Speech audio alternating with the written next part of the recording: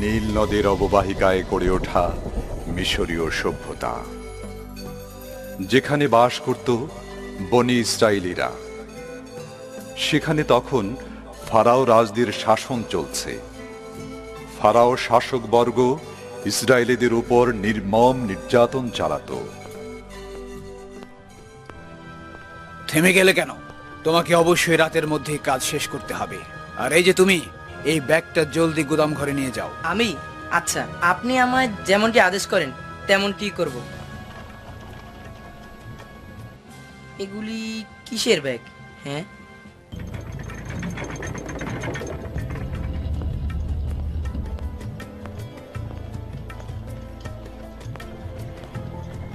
যখন আমি বড় হব তখন আমিও এরকম একটি আড়তের মালিক হব এবং আমিও অনেক অনেক ধনী হব। জলদি চল ছোকরা, নইলে পিঠে চাবুক করবে। জনাব, আপনি যদি অনুমতি দেন, ব্যাগগুলি গণায় আপনাকে আমি সহযোগিতা করতে পারি। গণনায় আমি খুব দক্ষ। তারপর আবার সাজিয়ে রাখবো। সেটা হলে তো আমার জন্য ভালোই হয়। ঠিক আছে, দেখি তাহলে। এ কাজের জন্য আমি তোমাকে 1 ব্যাগ শস্য দিব।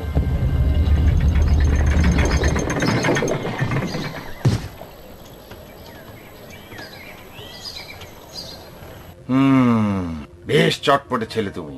তোমাকে আমার প্রায় কাজে লাগবে। এরপর থেকে আমি তোমায় দ্বিগুণ মজুরি দেব।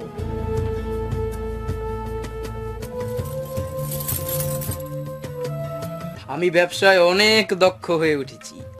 আমি শস্যগুলো বাজারে বিক্রি করে অনেক লাভ করেছি।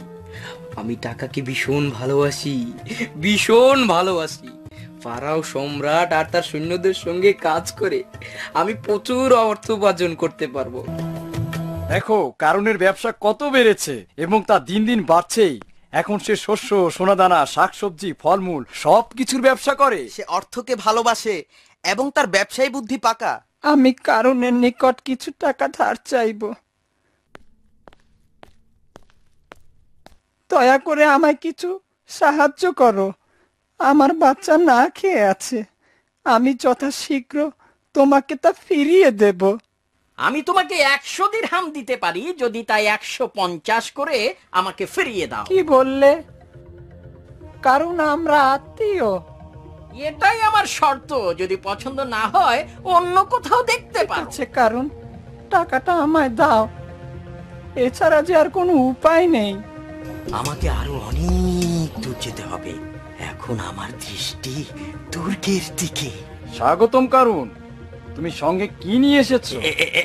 এই যে নিন সাহেব, এটা হচ্ছে অলস শ্রমিকদের একটি তালিকা।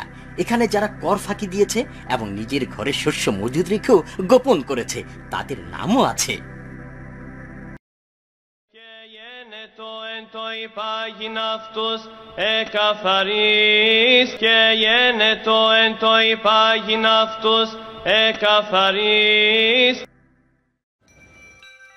আপনি যখন পড়ছিলেন আপনার গলাটা ভারী মিষ্টি শোনা যাচ্ছিল। আপনার সাহস, আপনার আদর্শ, আপনার আত্মনিবেদন এবং আপনার পুজো সবকিছুই অসাধারণ। আমার পুজো অর্চনার বিষয়টি দেখে তাহলে লোকজন আমার ধারে কাছে ঘেঁষতে শুরু করেছে।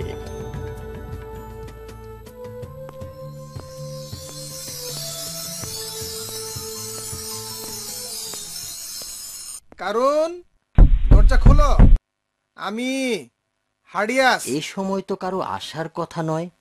কি ব্যাপার হার্ডিয়াস? সম্রাট আপনার সঙ্গে সাক্ষাৎ করতে চান।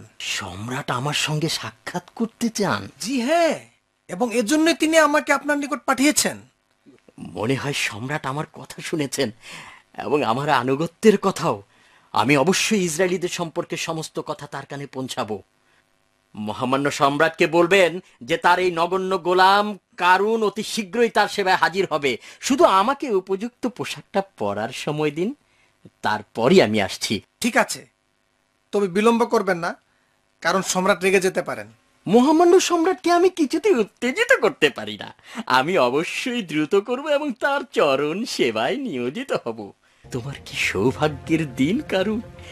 এটা ব্যর্থ হতে দিও না। হতে পারে তুমি সম্রাটের ঘনিষ্ঠ সহচর কিংবা তার নিকট জন কেউ হয়ে গিয়েছ। এখন আমি তুর্কে যাচ্ছি। ফারার জন্য একটা উপযুক্ত উপঢৌকন যা আমার অবস্থানকে আরো ঊর্ধ্বে তুলে ধরবে।